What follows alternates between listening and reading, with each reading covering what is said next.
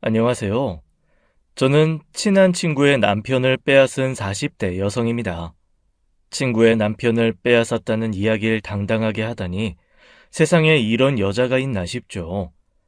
하지만 제 이야기를 들어보시면 그럴만했다. 제 심정을 충분히 이해하실 거예요. 제겐 태어날 때부터 친구였다고 해도 과언이 아닌 오랜 친구가 있었습니다. 이웃으로 태어나 유치원부터 심지어 대학까지 같이 나온 자타공인 주변에서도 알아주는 절친이었어요. 둘 다 남동생뿐이라 서로가 서로에게 친구이자 자매였고 누구보다도 든든한 내 편이었죠. 현경이 너 나랑 홍경이가 동시에 물에 빠지면 누구부터 구할 거야? 나는 당연히 준이 너 구하지. 홍경이 그 자식 맨날 내 색연필 가져가서 다 부러뜨리고 미워 죽겠어. 그런 남동생보다야 당연히 세상에 둘도 없는 내 친구 준이 네가 짱이지. 정말이지? 너 약속했다. 당연하지. 그러는 넌 나랑 명준이가 동시에 물에 빠지면 나부터 구할 거지? 글쎄. 아, 뭐야? 너 1억이야? 농담. 당연히 너부터 구하지. 잊지 마. 우린 6학년 때도 친구고, 중학생 돼서도 친구고, 100살까지 친구야. 당연하지. 100살까지 친구. 그때 함께 살았던 곳이 아버지 회사 사택이었어요. 그러다 보니 아버지 직업부터 해서 형제 관계, 취미나 성향도 비슷해서 친하게 지내지 않을 이유가 없었죠.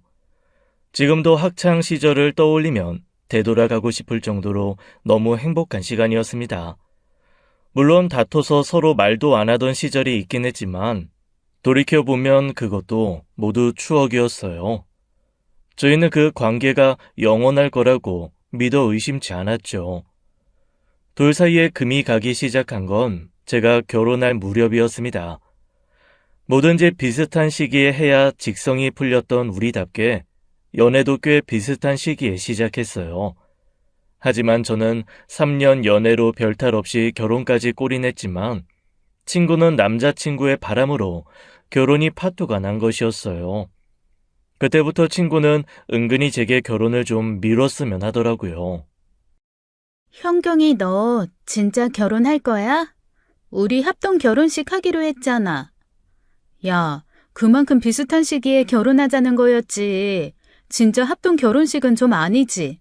우리 부모님도 반대할걸? 치, 그럼 좀 미루든가. 언제까지? 너 새로운 남자친구 생겨서 연애하고 결혼 결정할 때까지? 2년? 3년? 그때는 너무 늦지. 아마 호준이가 그만큼은 안 기다려줄걸? 그것도 안 기다려줄 사람이면 하지 말든지. 나는 너랑 같은 시기에 결혼하고 싶었는데. 미안. 나도 너 결혼 그렇게 되면서 마음이 안 편해.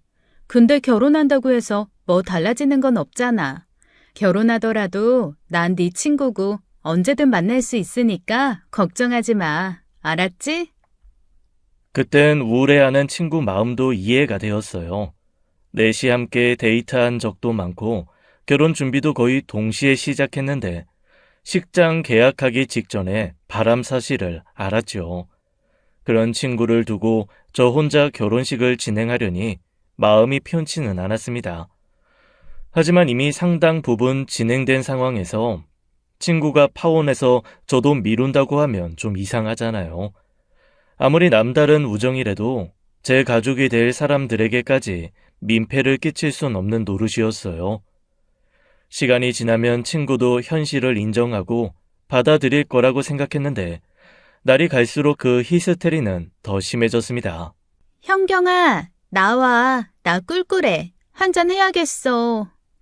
어? 아, 미안. 준이야. 지금 시부모님 와 계셔서 나가기가 좀 그래. 뭐? 지난주에도 오셨다면서 또 오셨단 말이야? 너네 시부모님은 뭐냐?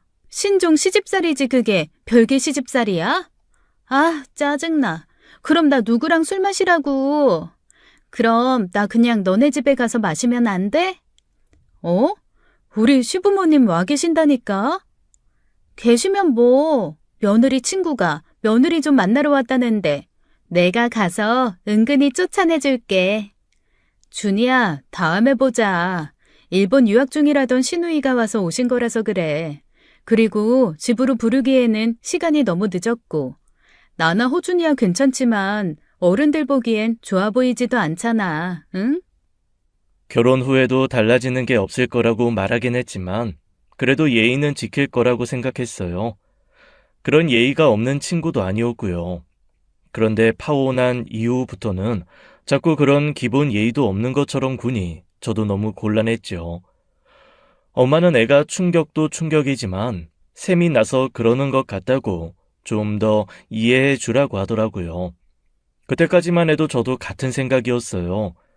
그래서 애 어르고 달래듯 설득한 것이고요. 시간 되면 나가서 술도 마셔주고 꿀꿀하다고 할 때는 1박 2일 여행도 같이 간 적도 있고요. 시부모님 방문 같은 불가피한 일만 아니면 저도 최선을 다해 친구 노릇, 자매 노릇 해줬다고 생각합니다. 그러다 결혼 1년 만에 제가 임신하게 된 거예요. 가족들의 축하를 받으며 친구에게도 그 사실을 전했는데 친구는 누구보다도 더 놀란 것 같더라고요. 임신? 정말이야? 얼마나 됐는데? 이제 막 6주 됐대. 지금도 안 믿겨. 이 배에 진짜 손톱보다도 작은 아기가 생겼더라니까. 내가 엄마가 된다니. 준이야, 나 잘할 수 있을까? 나 어쩔 줄을 모르겠어. 잘하겠지. 너는 뭐든지 잘했으니까. 축하해, 현경아. 그때까지만 해도 몇 주 뒤 친구로부터 어떤 이야기를 듣게 될지 상상도 못했습니다. 막 임신 16주가 지날 무렵이었어요. 갑자기 친구가 한껏 웃음 가득한 얼굴로 다가오더니 그러는 겁니다.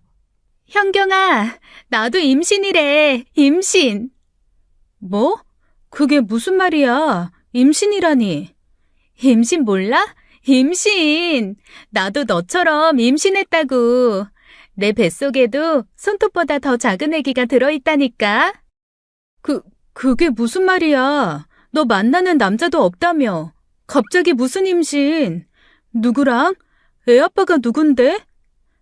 아, 애 아빠는 책임 안 진대. 야, 박준희. 그게 무슨 말도 안 되는 소리야. 애 아빠가 책임을 안 지다니. 왜? 누군데?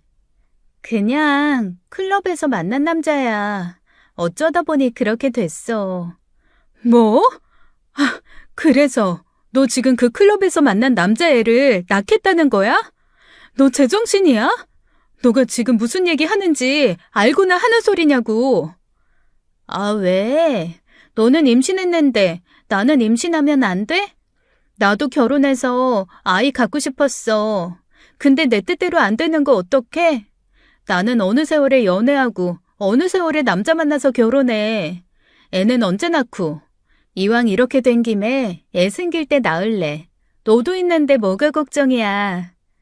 준이야. 그렇게 쉽게 생각할 문제 아니야. 내가 있는데 뭐.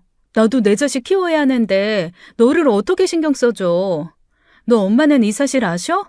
아빠 알면 너 죽어. 야, 서영경. 나는 너 임신했을 때 축하해줬는데 너무한 거 아니야? 준이야, 너 지금 미혼모 되겠다는 거잖아. 세상에 어떤 친구가 미혼모 되겠다는 친구를 두 팔 벌려 환영해? 부부가 키워도 힘든 게 육아래. 우리 사촌 언니는 하루에 12번은 애 울 때 같이 운대. 형부는 제대로 잠도 못 자고 출근해서 잔소리 듣는 게 일상이고. 부모가 둘이어도 힘든 일을 너 혼자 어떻게 하려고 그래? 혼자서도 충분히 해. 우리 엄마도 나랑 명준이 충분히 잘 키웠잖아. 우리 아빠나 너네 아빠나 어디 육아에 그렇게 적극적인 분들이었어? 서로서로 공동 육아하면서 버틴 거지. 우리도 그렇게 하면 되잖아. 친구는 제 말을 귓등으로도 듣지 않았어요. 미혼모가 되어 아이를 낳아 키운다는 게 어떤 의미인지 고민할 생각도 없어 보였죠. 그저 저와 같이 아이를 낳아 키우면 그만이라는 생각뿐이라 아무리 말려도 귓등으로도 듣지 않았어요. 참다 못해 이러다 친구 엄마에게 원망 들을까 싶어 친구에게 상의도 없이 말했다가 절교할 뻔도 했습니다. 너 미쳤어? 그걸 우리 엄마한테 왜 말해? 내가 오죽하면 그래? 아무리 생각해도 이건 아니니까 그렇지. 내가 낳는다잖아. 낳는 건 나야. 누가 너더러 내 애까지 낳아달랬어? 왜 엄마한테 말해서 일을 키워? 지금 아빠 나 잡으러 온다고 난리야. 당장 병원에 데려가겠다고 난리라고. 우리 애 잘못되면 나 너 가만 안 둬. 두고두고 평생 원망하고 미워할 거야. 친구에게는 미안하지만 솔직히 저는 그때 친구가 정말로 아이를 낳지 않았으면 했습니다. 아무리 생각해도 그건 친구가 힘들어지는 길이었으니까요. 제가 오죽했으면 친구 엄마한테 연락해 그 사실을 밝혔겠나요? 친구 부모님께서 불이 나게 친구 자취방으로 갔지만 친구는 부모님이 찾지 못하는 곳으로 완전히 숨어버렸습니다. 그렇게 배가 불러올 때까지 나타나지도 않았어요. 한참 뒤에나 나타나 선심 쓰듯 그러더라고요. 이제 인정해주는 거지? 너 마음대로 우리 집에 말한 거 용서해줄 테니까 나 좀 도와줘. 출산 앞두고 뭘 해야 할지 모르겠어. 일이 그렇게 된 거 어떻게 하겠어요? 저나 친구나 곧 출산해도 이상하지 않을 만큼 배는 부를 대로 부른걸요. 결국 저는 친구와 함께 육아하기로 했고 그 결정이 제게 어떤 화가 되어 돌아올지 상상도 못한 겁니다. 애를 낳고 나서야 애를 낳게 한 것이 실수였다는 것을 뼈저리게 알게 된 거예요. 친구와 저는 약 2달 터울로 아이를 낳게 되었어요. 그런데 그때부터 뭔가 이건 아니다 싶은 일들이 생기더라고요. 현경아, 안 무서웠어? 곧 출산한다니까 너무 무서워 죽겠어. 그냥 이 또한 지나가리라 그렇게 마음먹어. 어떻게든 될 거야. 해보니까 별거 아니야. 그러니까 사람들이 둘째, 셋째도 낳지. 분명 힘들겠지만 못 견딜 만큼 힘든 건 아니니까 걱정하지 마. 그럴까? 잘할 수 있겠지? 근데 현경아, 너는 출산할 때 호준 씨가 와 있었어? 그치. 예정일 전후로 연찬해서 같이 기다리다가 운 좋게 날짜 잘 맞춰서 나왔어. 나도 내 옆에 누가 있었으면 좋겠는데 괜히 남편 없이 혼자 낳으러 왔다고 병원에서 무시받는 거 아니야? 야, 그런 말이 어딨어. 세상에 뭐 모든 여자가 남편 데리고 애 낳아? 들어보니까 오히려 귀찮다고 둘째, 셋째 때는 오지도 말라고 한대. 그래도 옆에서 누가 같이 있어주면 힘이 나긴 할 건데. 내가 그날 보고 우리 유리 엄마한테 맡기고 갈 수 있으면 갈게.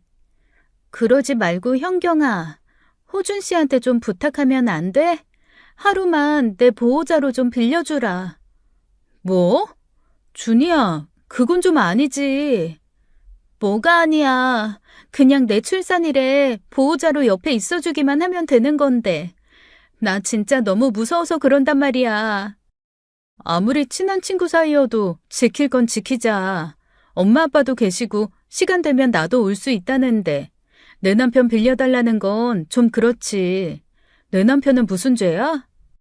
내가 오죽하면 그러겠니? 오죽하면. 그래서 내가 힘들다고 했잖아. 여자 혼자 애 낳는 거. 내가 어떻게든 하루는 시간 내볼게. 그때는 친구가 출산을 앞두고 너무 겁을 먹어 한 말이라고 생각했어요. 얼마나 무서웠으면 그런 말이 다 나왔을까 싶어 안쓰러운 마음도 있었고요. 하지만 남편에게도 그건 예의가 아니라는 생각에 딱 잘라 거절했고 그 뒤로도 그걸 후회해 본 적은 없습니다. 그렇게 친구도 무사히 아이를 낳게 되었는데 그 후로 친구의 도가 지나친 요구는 점점 더 많아지더라고요. 하필 친구의 친정은 다른 지역으로 이사간 지 오래였고 가뜩이나 허락받지 못한 출산이라 제대로 된 도움을 받지 못했어요. 그래서인지 제 육아를 돕기 위해 집에 머물고 계신 저희 엄마한테 의지를 하더라고요. 엄마, 나도 딸이잖아. 나도 좀 도와줘, 응? 그래, 우리 준이도 내 딸이지. 힘들 때마다 와. 엄마가 유정이 좀 봐줄게. 역시 엄마밖에 없어. 아, 진짜 엄마 바꾸고 싶어. 온갖 아양을 떨며 어린 딸을 데리고 저희 집 드나드는 날이 하루 이틀이 아니었죠. 처음에야 저도 친구 안쓰러운 마음, 같이 애 낳아 키우는 그 마음 아니 이해했는데 가면 갈수록 이건 좀 아니다 싶더라고요. 어느 날은 애 데리고 병원에 갔다 왔는데 친구는 자고 있고 엄마가 조카를 보고 있더라고요. 엄마, 준이 언제 왔어? 너 나가고 30분 뒤인가 그쯤. 밤새 잠을 설쳤나 봐. 하도 졸리다고 해서 가서 좀 자라고 했어. 엄마도 어제 잠 못 잤잖아. 요리 데리고 병원 간 사이에 엄마 눈 좀 붙이라고 한 건데. 그 사이에 준이 애를 보고 있어? 엄마 그러다 쓰러져. 나 미안해지게 그러지 마. 그럼 어떡해. 너는 남편도 있고 나도 있지만 준이 저건 어쩌다 보니 남편도 없이 혼자 애 낳아서 친정에도 팽당해서 혼자 됐는걸. 괜찮아. 엄마도 할 만큼 하니까 너무 걱정하지 마. 그러게 누가 낳으라고 떠밀었냐는 이야기가 목구멍까지 치밀어 올랐지만 참았어요. 그때는 그런 생각을 하고 그 이야기를 입 밖으로 꺼내려 할 때마다 죄책감이 들었거든요. 친구의 안 된 사정은 고려하지 못하고 결국 이기적으로 구는 것 같다는 생각이 들어서요. 하지만 해도 너무한다 싶게 저희 엄마를 부려먹는 거예요. 쌍둥이 손주 키우는 것도 아니고 저 도와주랴, 친구 도와주랴, 엄마 몸이 둘이어도 모자랄 지경이었죠. 결국 아버지로부터 엄마 수액 맞으러 병원 왔다는 소리 듣고 얼마나 미안했는지 모릅니다. 그래서 엄마도 오지 못하게 하고 친구에게도 단단히 일러두기로 한 거예요. 엄마 요즘 너무 피곤해 하시는 것 같아서 당분간은 오지 말라고 했어. 뭐? 아, 나 오늘 엄마한테 유정이 맡기고 한숨 붙이려고 했는데. 준이야, 너 해도 너무하는 거 아니야? 우리 엄마가 애 봐주는 시터도 아니고 우리 엄마 로봇 아니고 사람이야. 밤새 손주 보고 피곤해 하는데 낮엔 너 때문에 제대로 쉬지도 못했어. 뭐야, 엄마가 그래도 된다고 해서 그런 건데 왜 나를 못된 사람 만들어? 나도 피곤해서 그래. 너도 엄마한테 도움 받는데 나는 엄마한테 도움 좀 받으면 안 돼? 야, 그거야. 나는 친딸이고 넌 엄밀히 말하면 친구잖아 라는 말이 나올 뻔한 걸 간신히 참았어요. 모두가 알지만 입 밖으로 꺼내기 어려운 말들 있잖아요. 괜히 말해봤자 싸움만 될 것 같아 참았는데 친구는 말하지 않아도 알겠다는 듯 그러더군요. 아, 너는 친딸이고 나는 남이라서 그러면 안 된다? 야, 서영경, 진짜 실망이다. 세상에 둘도 없는 자매처럼 지내자고 할 땐 언제고 이제 와서 남이라고 선 긋는 거야? 네가 어떻게 나한테 그래? 그게 아니라 엄마가 너무 고생하시는 것 같아서 그렇지.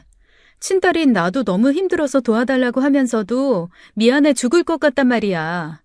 근데 솔직히 너희 엄마도 안 봐주는 유정이를 왜 우리 엄마가 봐주면서 수혜까지 맞아야 돼? 됐어, 나 갈게. 아, 준이야. 네가 나를 그런 식으로 생각하고 있는 줄은 몰랐어. 난 너를 진심 친동생 친언니처럼 생각해서 의지했는데 너한테 나는 그저 짐이었네. 너네 엄마 괴롭히고 힘들게 하는 짐. 네 진심 잘 알았으니까 이만 가볼게. 친구는 미안하다고 붙잡는 제 손도 뿌리치고 조카를 데리고 가버렸습니다. 그렇게 마음 상하게 할 생각은 아니었는데 막상 그렇게 대놓고 싸우고 나니 마음이 너무 불편하더라고요. 그놈의 육아 동지가 뭔지 그 마음 때문에 그랬을 거예요. 친구도 많이 속상하겠죠. 알게 모르게 제 삶과 자기 삶이 비교가 됐을 거고 딸 출산에 기꺼이 달려와 주는 엄마가 없어 서글펐을 겁니다. 그래서 제가 먼저 손을 내민 거예요. 남편 쉬는 날 아이를 남편에게 맡기고 친구에게 필요한 육아용품 몇 개를 사다가 친구 자취방으로 갔죠. 결혼하면서 대출받아 30평대 아파트 매매에 비교적 넓은 공간에서 육아를 시작한 저와 달리 친구는 17평짜리 월세 소형 아파트에서 자취를 하고 있었어요. 안 그래도 한 짐을 지고 사는 친구인지라 아이 물건까지 더해지니 집안이 답답하게 느껴질 지경이었죠. 친구는 선뜻 문을 열어줘 놓고 아직 서운한 마음이 안 가셨는지 툴툴거리더라고요. 살살 달래 내가 실어냈다 사과하고 마음을 풀어주었습니다. 그러다 보니 그 뒤로도 어지간한 일은 이해해야지 싶은 일들이 많았어요. 하지만 주변 친인척과 친구들이 우리 딸 위에 보낸 선물까지 탐내는 걸 보니 자꾸 갈등이 생기는 겁니다. 네가 참아. 준이 사정 빤히 알면서 그래. 근데 자꾸 화가 나. 엊그제는 고모가 사준 그 드레스 있잖아. 유리 나중에 돌되면 입히라고 한 하얀 드레스. 그걸 아무렇지 않게 챙기더라니까. 원래 엄마가 되면 없던 욕심도 생기고 그래. 자긴 그런 거 챙겨주는 친인척 하나 없으니 그런 거지. 드레스는 엄마가 사줄게. 마음 풀어. 그렇게 호의는 하나둘 늘어나는데 친구는 그게 당연히 누릴 수 있는 권리라고 생각하더라고요. 친구들이 사준 가재 손수건이 많이 있었는데 그걸 또 아무렇지 않게 챙기는 걸 보고 참을 수가 있어야지요. 참아야지 싶은 마음보다 마음에 있던 진심이 먼저 튀어나가 버린 겁니다. 그것까지 가져가게? 어? 가재 손수건 많길래. 왜? 가져가면 안 돼? 우리 유리 건데 당연히 가져가기 전에 물어야 하는 거 아니야? 아니, 많으니까. 여기 공짜 마트 같은 데 아니야. 너가 그렇게 당연하게 챙기는 거 다 우리 유리 앞으로 들어온 선물이라고. 너가 그렇게 말도 없이 함부로 챙겨가면 내가 나중에 그거 준 사람들한테 뭘 어떻게 받았는지 인증은 어떻게 하니? 옷 들어오면 입혔다고 사진이라도 찍어 보내는 게 예의인데 너가 그렇게 가져가면 나는 그 사람들한테 뭐가 되니? 그거야 너가 말하면 내가 다시 돌려주겠지. 사진 그게 뭐라고 사람을 그렇게 몰아붙여? 됐다. 말해도 모르는데 내가 너한테 더 뭐라고 하겠냐? 야, 서영경, 너 말이 좀 그렇다. 사람 되게 무안하게. 무안한 줄 알면 앞으로 나한테 말이나 하고 가져가라고. 친구가 저를 쏘아보는 게 느껴졌지만 저는 쳐다보지도 않았어요. 사소한 것들이 쌓이다 보니 친구를 이해하려는 마음보다 이해받고 싶은 마음이 더 강해지더군요. 그렇게 토라진 친구가 집에 가버린 후 한동안 연락도 안 했습니다. 솔직히 말하자면 친구가 오지 않으니 신경 쓸 일도 없고 편하더라고요. 친구는 전처럼 제가 먼저 다가와 사과하길 기다렸던 모양인지 다른 친구들한테 자꾸 저 어떻게 지내냐 떠보던 모양이었습니다. 제가 아무렇지 않게 잘 지낸다고 하니 처음으로 우리 아이 내복을 사가지고 왔더라고요. 그러면서 울면서 사과하는 겁니다. 형경아, 미안해.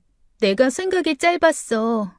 너네 집이 무료 마트라고 생각해서 그런 게 아니라 그냥 내가 너를 너무 편하게 생각해서 그랬나 봐. 게다가 우리 유정이랑 다르게 유리는 아무것도 모르는 그 어린 나이부터 선물이 가득 쌓여 있으니까 유정이한테 미안하기도 하고. 형경아, 내가 잘못했어. 기분 풀어라. 내가 미쳤지. 왜 그렇게 중요한 걸 놓치는지. 이게 다 산후 우울증인가 봐. 사과 한번 받기 힘든 친구에게서 그런 이야기를 들으니 저도 별 수 없더라고요. 그만하면 됐다 싶기도 하고 앞으로 주의하겠다 했으니 저도 받아준 것이었습니다. 그런 일들은 앞으로 일어날 일에 비하면 너무도 사소한 일이었어요. 언젠가부터 제 눈에 거슬리기 시작한 것이 있었습니다. 애들은 신생아부터 몇 번이나 얼굴이 바뀐다고 하잖아요. 처음에는 몰랐는데 점점 가면 갈수록 제 아이와 친구의 아이가 닮아가는 겁니다.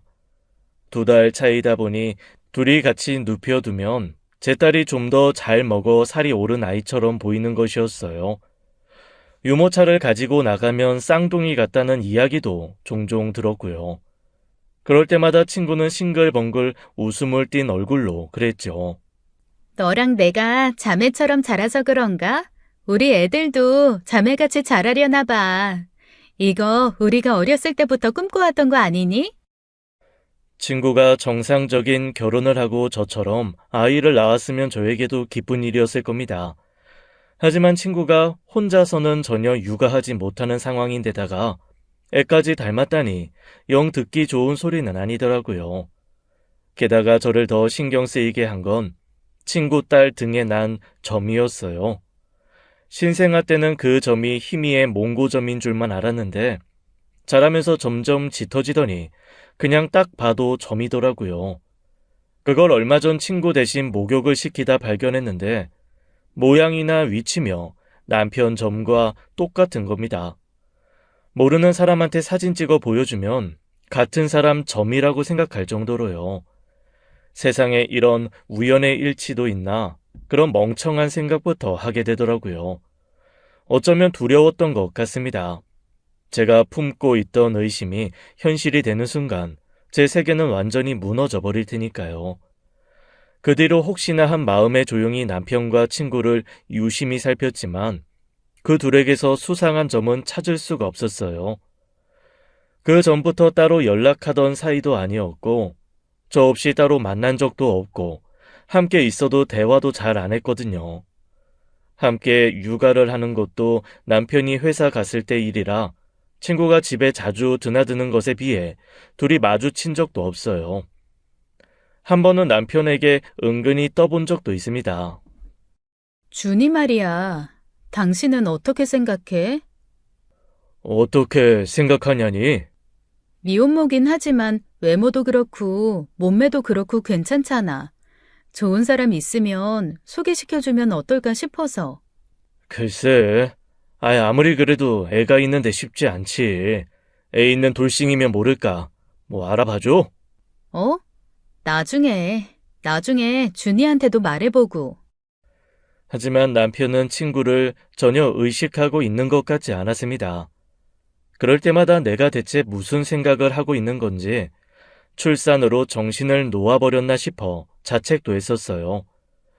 그러던 어느 날이었습니다. 우연히 계좌 정리를 하던 중 평소 쓰지 않은 계좌에서 상당히 많은 돈이 인출된 사실을 알게 된 거예요. 저희 부부 전체적인 자산 관리는 남편이 하지만 비밀번호를 공유해 늘 확인할 수 있게 해두었어요. 평소 자산 관리에 관심이 많은 남편인지라 다 맡긴 부분이었고 한 번씩 확인할 때마다 잘하고 있다는 생각이 들어 관여하지 않았거든요. 돈이 인출된 그 계좌는 평소에는 사용하지 않는 계좌였어요. 주변에서 아이 축하금으로 들어온 돈을 따로 모아두는 곳으로 훗날 아이에게 크게 쓸 일이 없으면 독립할 때 그대로 주자고 의견을 모아 만든 것이었거든요. 엄청나게 많은 돈이라고 할 수는 없지만 양가 어른들께서 계좌의 취지를 아시고 주신 목돈이 있어 절대 적지는 않은 돈이었죠. 그런데 그 계좌 잔액이 하나도 없으니 얼마나 당황스러웠겠어요. 여보, 유리 계좌에 돈이 하나도 없던데 어디에 옮겼어? 그거, 실은 엄마가 잠깐만 쓰고 주신다고 해서. 어머님이? 갑자기 그렇게 큰 돈을 어디에? 아니, 무엇보다 그 정도는 어머님도 가지고 계실 거 아니야. 아버지 모르게 쓸 일이 있다고 하셔서 나한테 급하게 말씀하셔서 그랬어. 당신한테 말할까 하다가 엄마 체면도 있고 해서. 미안해. 엄마가 빨리 쓰고 주신다고 했으니까 모른 채 하고 있어.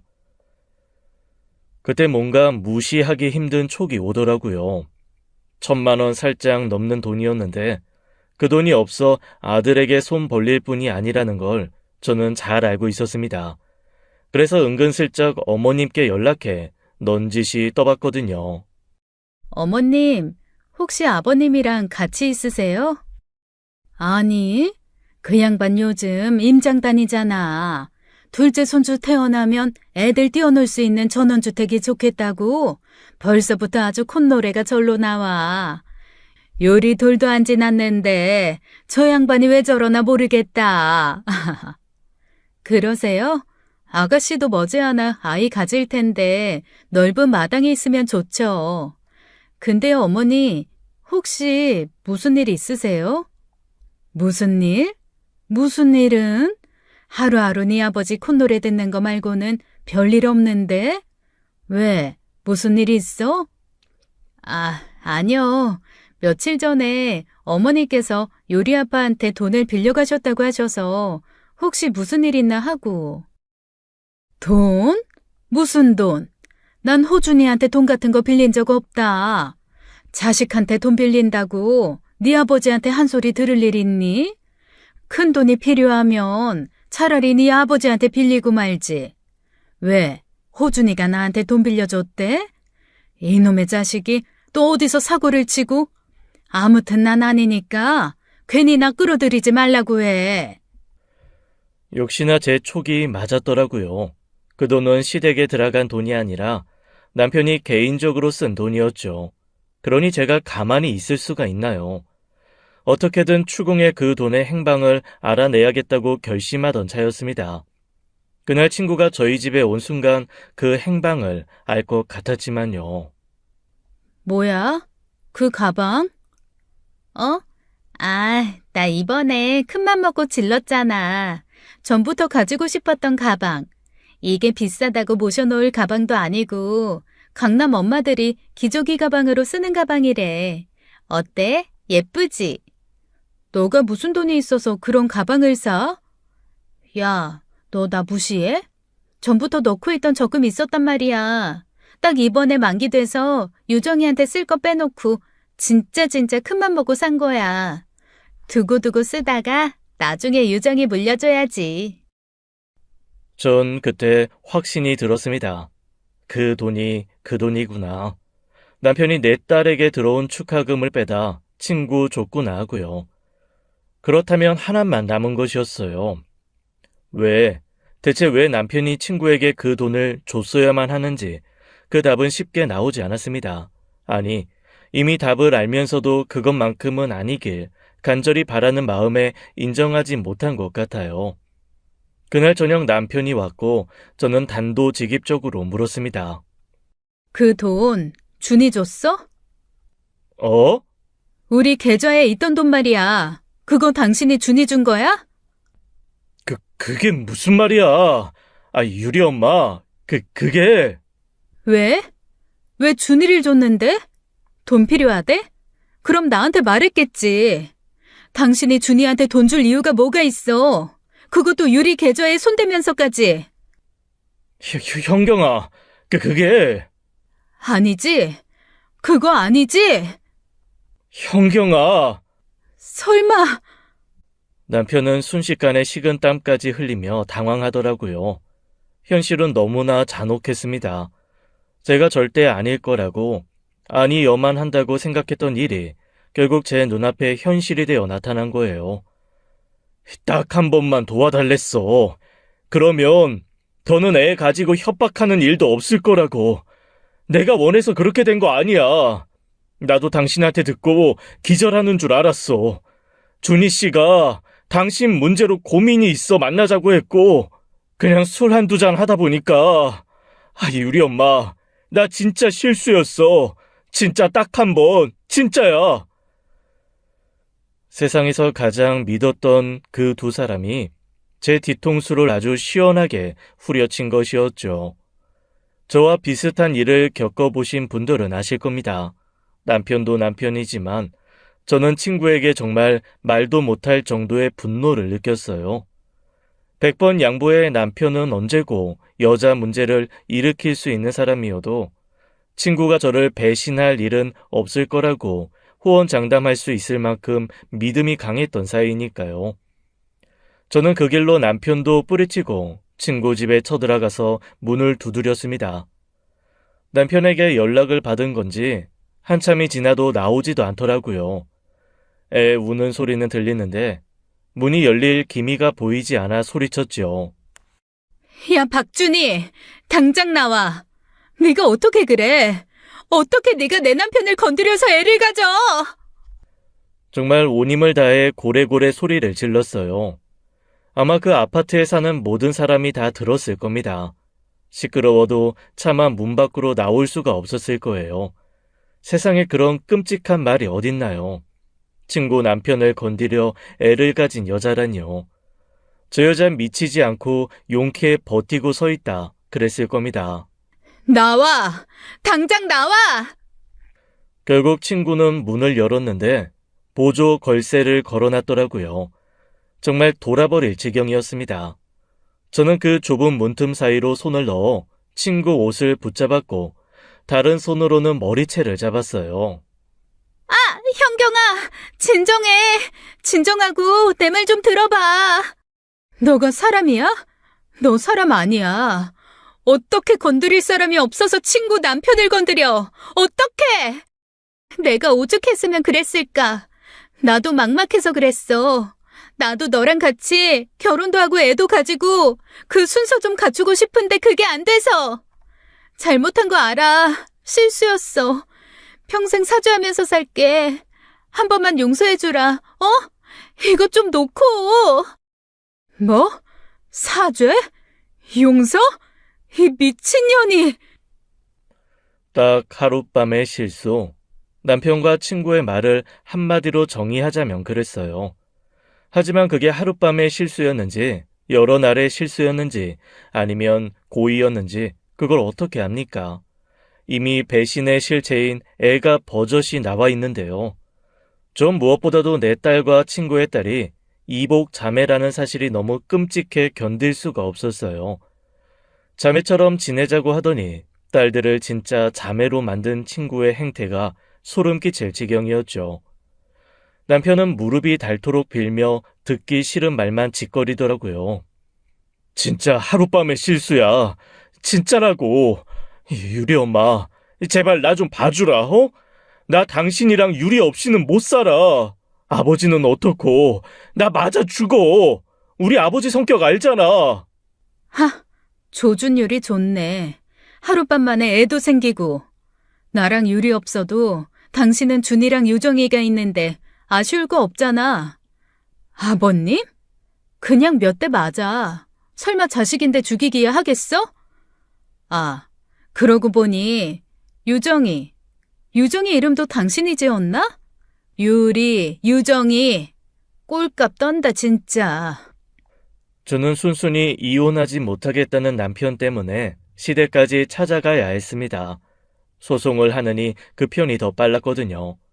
시어머니는 쓰러지셨고 시아버지는 골프채를 들었어요. 결국 그렇게까지 일을 키우고 나서야 이혼을 했고 친구를 상대로는 상간자 소송으로 합의금을 받았죠. 그 돈도 친구 어머니께서 내주신 돈이었습니다. 제가 아는 친구는 임신으로 일을 그만두게 되면서 돈도 없었거든요. 그렇게 제 세상은 두 사람의 배신으로 하루아침에 완벽하게 뒤집어졌고 저는 애딸린 이혼녀가 된 거예요. 그렇게 무려 7년의 세월이 흘렀습니다. 시아버님 덕분에 재산 분할을 유리하게 받고 친정 근처에 아파트를 구해 살았어요. 엄마 도움으로 애를 키우고 이혼 후 거의 바로 일자리부터 구해 생계 활동을 시작했죠.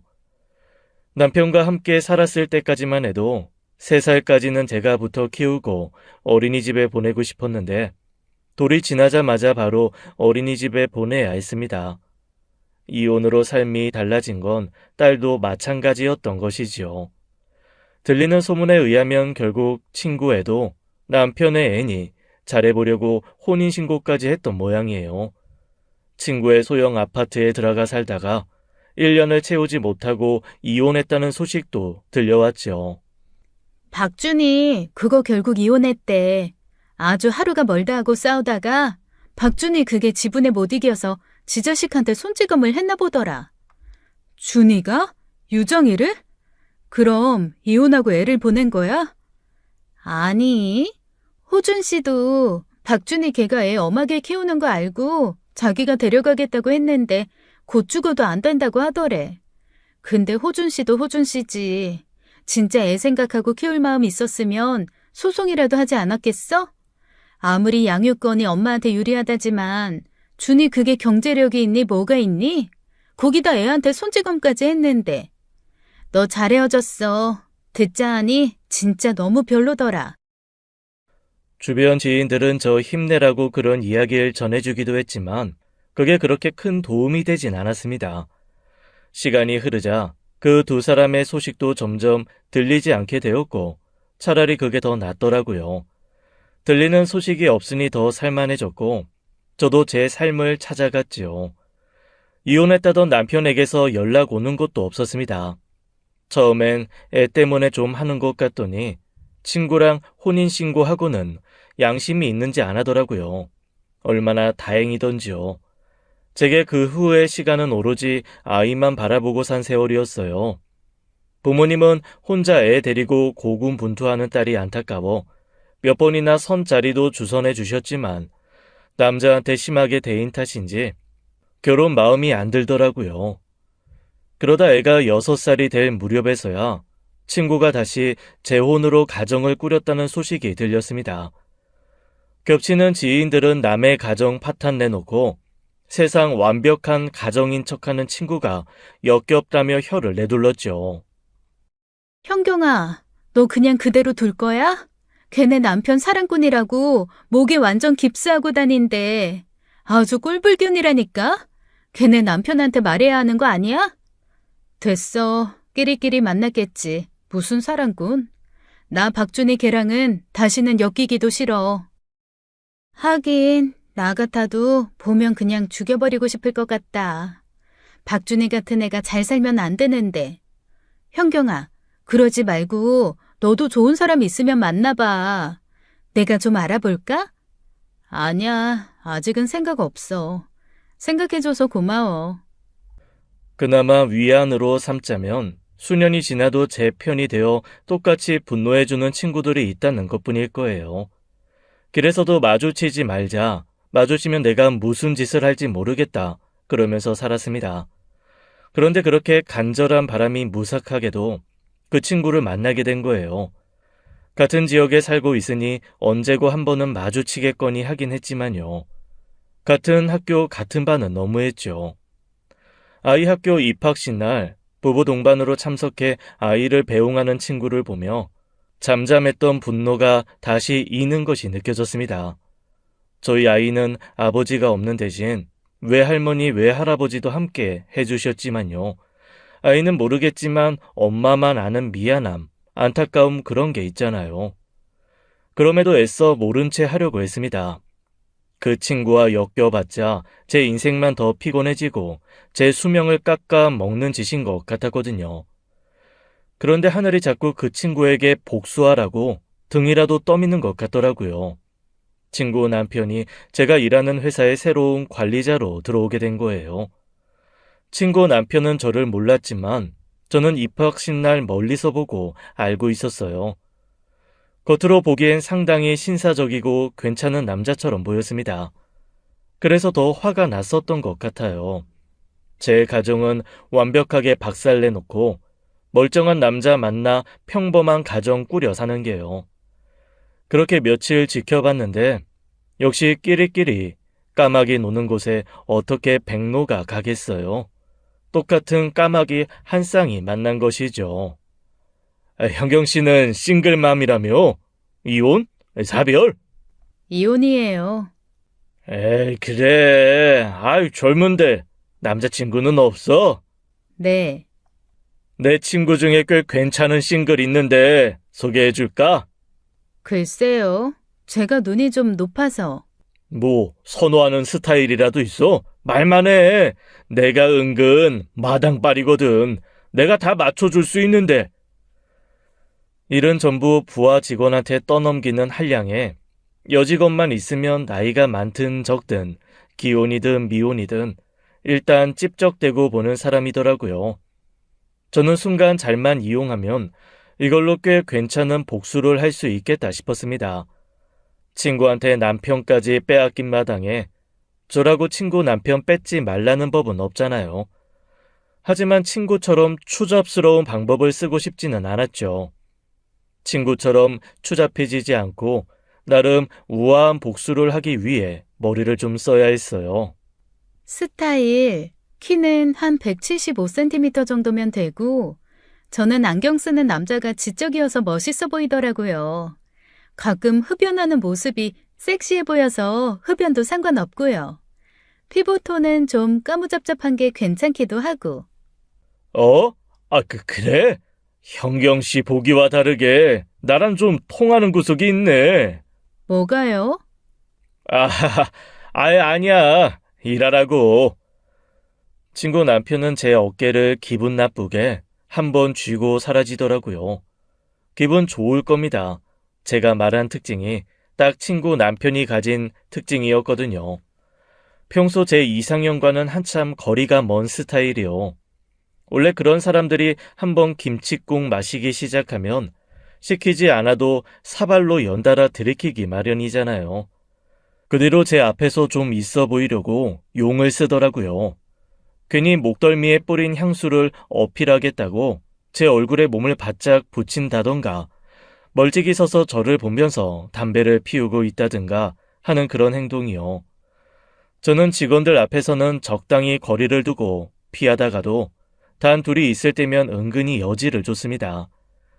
은근슬쩍 친구 남편의 손을 스치는 가벼운 스킨십을 한다든가 별 이야기도 아닌데 친구 남편이 하는 말에 오버스럽게 웃어준다든가 하는 그런 거요. 어찌나 단순하든지 그 행동에 홀라당 넘어간 게 제 눈에 보일 정도였습니다. 그러니 때로 개인적인 연락이 오기도 하더라고요. 현경 씨, 내 문자 안 봤소? 문자요? 아직 확인 못했어요. 왜요? 내가 거래처 갈 일이 있는데 마침 김 대리가 일이 있다는데 같이 갈래? 거기가 꽤 괜찮은 드라이브 길이기도 한데 기분 전환도 하고 어때? 업무적인 지시인가요? 어? 현경 씨 또 눈치가 있네. 당연히 업무 지시지. 그럼 갈게요. 친구 남편은 좋다고 따라 나서더군요. 저는 완벽한 복수 앞에서 좀 더 치밀해야 했습니다. 혹시라도 나중에 빌미가 될 일을 만들지 않기 위해 개인적인 연락도 일체하지 않았어요. 은근히 돈을 쓰게 하거나 살짝 선을 넘게 하는 등 아슬아슬한 줄타기 하듯 친구 남편을 대했죠.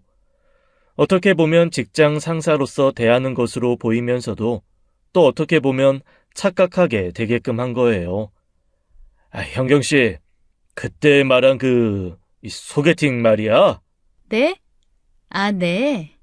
마침 딱 현경 씨가 말한 그런 스타일이 있는데 어때? 만나볼래? 그런 스타일 있으면 만나보면 좋죠. 어떤 분인데요? 그게 현경 씨 생각보다 꽤 가까이 있는데 현경 씨 모르겠어? 어디요? 저희 직원 중에 그런 분이 계시던가요? 여기 있잖아, 여기. 눈앞에 두고도 몰라? 친구 남편은 신이 나서 그러더라고요. 당장이라도 잡아뜨리면 자빠질 것 같은 여자를 두고 아주 안달이 나 있는 것처럼 보였습니다. 역겹고 불쾌했지만 복수를 위해 휴대전화 녹음을 켜놓고 견뎠어요. 그러니까 부장님 말씀은 지금 부장님 한번 만나보라는 그 말씀이세요? 하지만 부장님 결혼하셨잖아요. 저야 남편 없는 싱글맘이라지만 가정도 있으신 분이. 에이, 알면서 알만한 사람이 빽이야. 근데 나 그렇게 막 재미만 보려고 하는 사람은 아니야. 실은 이혼도 생각하고 있거든. 이혼이요? 왜요? 사모님이랑 꽤 단란한 가정이신 것 같던데. 그게 다 쇼인도라고 쇼인도. 집사람이 아주 보여지는 거에 환장해서 사람을 들들 볶아. 그래도 내 아들한테 잘하니 참고 살았지. 여자로서 매력이 하나도 없어. 우리 현경 씨처럼 살결도 보드랍고 매끈한 각성미라도 있었으면 좋았을걸. 부장님, 방금 그 말씀은 좀 선을 넘으신 것 같은데요? 어? 내가 좀 그랬나? 내가 좀 빨랐지? 미안해. 불쾌하게 생각하지 마. 내가 현경 씨 생각하는 마음이 너무 앞서서 그랬어. 알지? 저는 행여 무슨 일이라도 당할까 심장이 요동을 쳤습니다. 다행히 확실히 선을 그은 덕분에 이상한 일은 없었고 녹음에도 문제가 없었어요. 그날은 어영부영 친구 남편이 원하는 대답은 없이 헤어졌고 저는 기다렸다는 듯이 그 길로 친구에게 그 녹음을 보냈죠. 잔잔한 수면 위로 바위가 굴러떨어진 기분이 어떤지 평온했던 삶에 폭탄이 떨어진 그 기분 알았으면 좋겠다는 간절한 바람을 담아서요. 아니나 다를까 문자 메시지를 보내자마자 제게 연락이 오더군요. 받지 않았어요. 그 길로 바로 휴대전화도 꺼버렸죠. 속이 아주 새까맣게 타서 제가 될 지경이었을 거라고 생각하니 묵은 체증이 서서히 내려가는 것 같았습니다. 친구의 반응은 생각보다 굉장히 화끈했어요. 다음날 바로 회사로 찾아왔거든요. 오자마자 눈이 뒤집혀서 미친 듯이 쏘아대더군요. 서영경, 어딨어? 이 미친년 어딨어? 왜 이러세요? 누구신데 그러세요? 서영경 어딨냐고? 내가 네 목소리도 모를 줄 알아? 번호 바꾸면 모를 줄 알았어? 저기 있네. 야, 이 미친년아! 무슨 짓이야? 교양 없이. 교양? 지금 이 바닥에서 너 같으면 교양 찾겠니? 이 환양년! 감히 내 남편을 건드려? 내 남편을? 친구가 미친 듯이 분노하며 쏟아낸 말에 직원들이 숨죽여 놀라는 것이 느껴졌습니다. 그마저도 제가 바라던 바였어요. 저는 일부러 친구의 화를 북돋기 위해 잠자코 쳐다보기만 했습니다. 그러자 친구는 미치고 팔짝 뛸 노릇이라는 듯 어찌할 바를 모르더라고요. 혼자서 자기 남편에게 꼬리를 쳤냐, 지금 복수하는 거냐, 정말 더러운 년이다. 고맙게도 회사 직원들 앞에서 그렇게 해준 덕에 명예훼손과 모욕죄로 고소할 수 있는 빌미를 주었죠. 반면 친구는 저를 남편의 상간녀로 고소할 수 있는 건덕지가 전혀 없었습니다. 저는 친구 남편과 바람을 피운 적도 없었으니까요. 친구 남편은 혼자서 돌싱맘인 부하 직원에게 성추행한 상사가 되어 권고사직당했고 그 과정에서 그게 모두 짜여진 판이었다는 걸 알고 분노했지만 돌이킬 수는 없었습니다. 이봐요 서영경씨, 하나만 물읍시다. 듣자하니 집사람이 당신 남편이랑 바람나 복수하는 거라던데 그게 사실이에요? 그냥 사실관계 확인 좀 확인하려고 하는 거니까 사실대로 좀 말해줘요. 글쎄요. 복수는 모르겠고 제 친구였던 부장님 집사람이 제 남편이랑 바람나서 제 남편 애를 가지긴 했어요. 제 말에 친구 남편은 눈을 부라리며 어찌할 바를 몰랐습니다. 그 뒤로 이혼했다는 소식이 들리더라고요. 제 번호로 이제 속이 좀 시원하냐는 둥, 어떻게 얻은 안정적인 가정인데 그걸 깨냐는 둥, 7년이 지났는데 이제와 너무하다는 둥, 별의별 원망의 문자가 다 왔지만 신경도 쓰지 않았습니다. 이제야 좀 복수다운 복수를 한 것 같았거든요. 7년이 지난 일이든 10년이 지난 일이든 그게 무슨 상관인가요? 제 마음속의 상처는 여전히 아물지 않았고 제 딸은 아빠 없이 살아가게 됐는데요. 할 수만 있다면 남편에게도 똑같이 복수하고 싶었지만 어디서 숨어 사는 건지 찾아낼 수가 없었어요. 평생 자기 딸 못 보고 사는 것만으로도 벌이다, 그 생각도 있었고요. 복수는 또 다른 복수를 낳는다고 하죠. 친구가 그랬습니다. 도저히 제게 복수하지 않고는 견딜 수가 없었던 모양이에요. 그것도 감히 건드려선 안 될 것을 건드리는 위험한 복수를 선택했더라고요. 어느 날 학교가 끝나는데도 딸이 연락이 없는 겁니다. 학교와 학원 픽업을 도와주고 계시는 엄마에게 연락했는데도 모르신다는 거예요. 모르다니? 그게 무슨 말이야? 학교에서 안 나왔단 말이야? 모르겠어.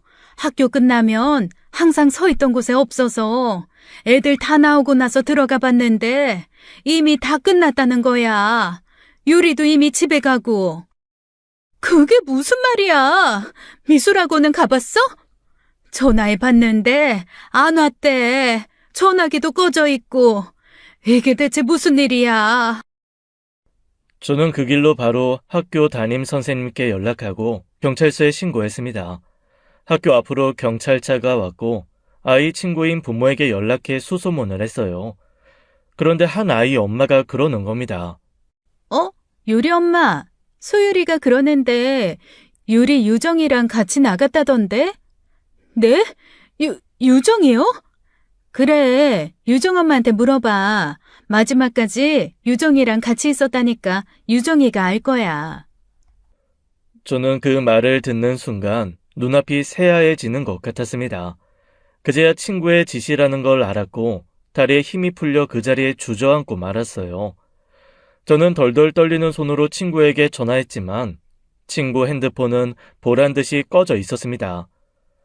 다 죽어가는 목소리로 경찰에게 의심되는 사실을 알렸고 경찰은 곧장 친구에게 연락을 취했죠. 솔직히 그제야 후회가 좀 되더라고요.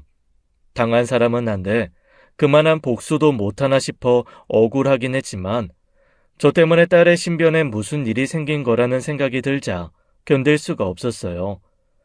학교 정문에서 주저앉아 땅에 이마를 짚고 엎드리고 있었죠.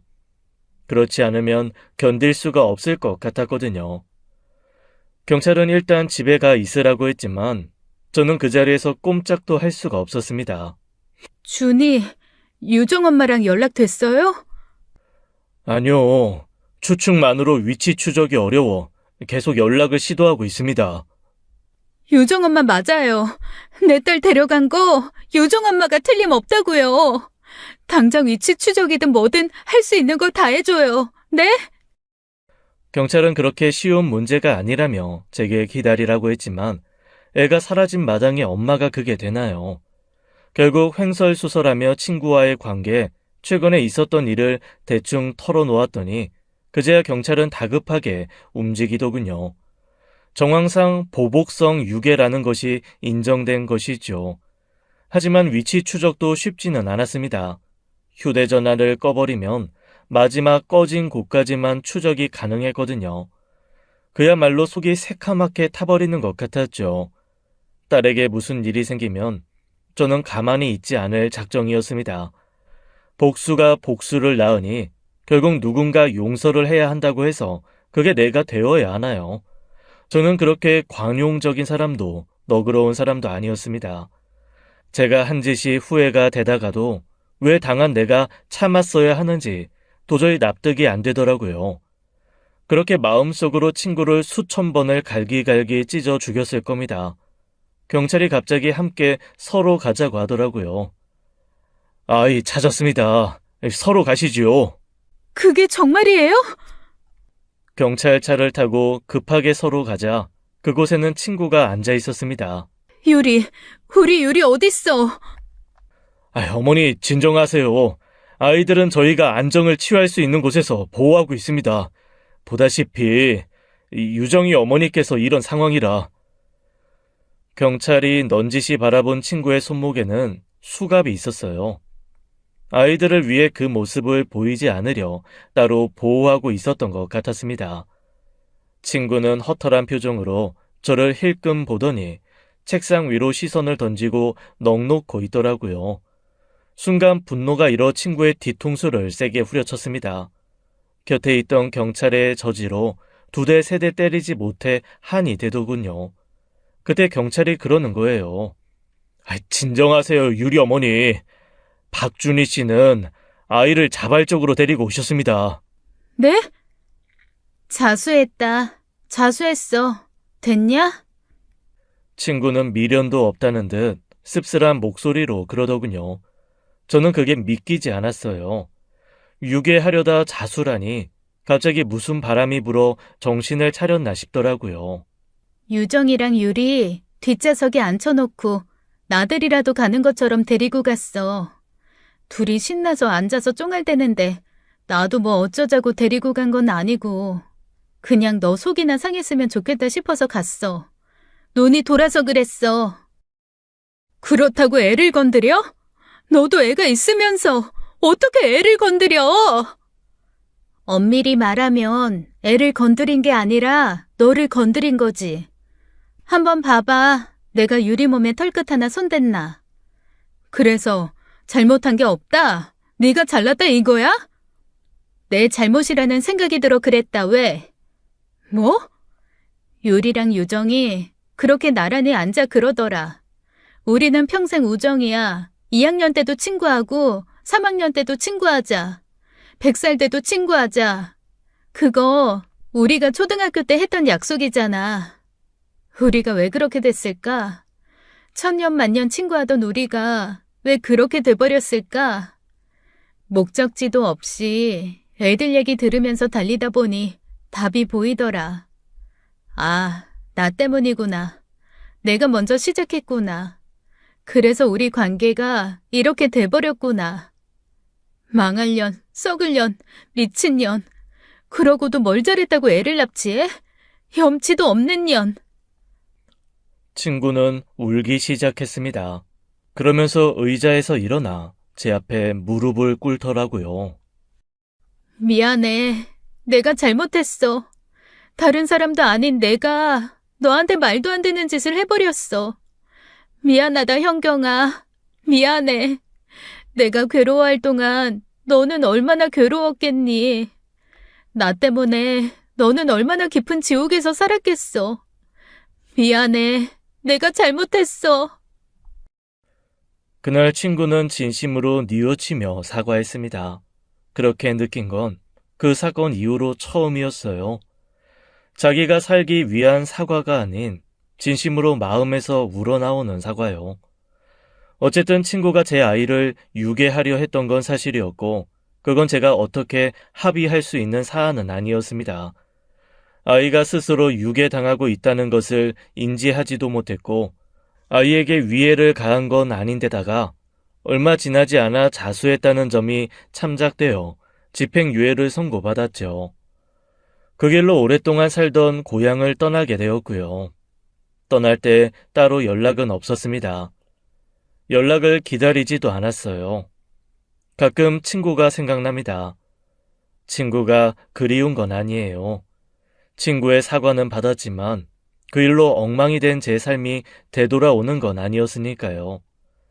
다만 가끔 그 어린 날이 그립습니다. 세상에 둘만 뚝 떨어뜨려 놓아도 어떻게 살아갈 수 있을 것만 같았던 친구와 저 둘만 있었던 그 어린 날이요. 다시 돌아갈 순 없지만 평생 그날을 그렇게 그리워하며 살겠죠. 평생 용서하긴 힘들겠지만 죽기 전 한 번이라도 친구와 웃으며 대화할 수 있는 날이 오려나요.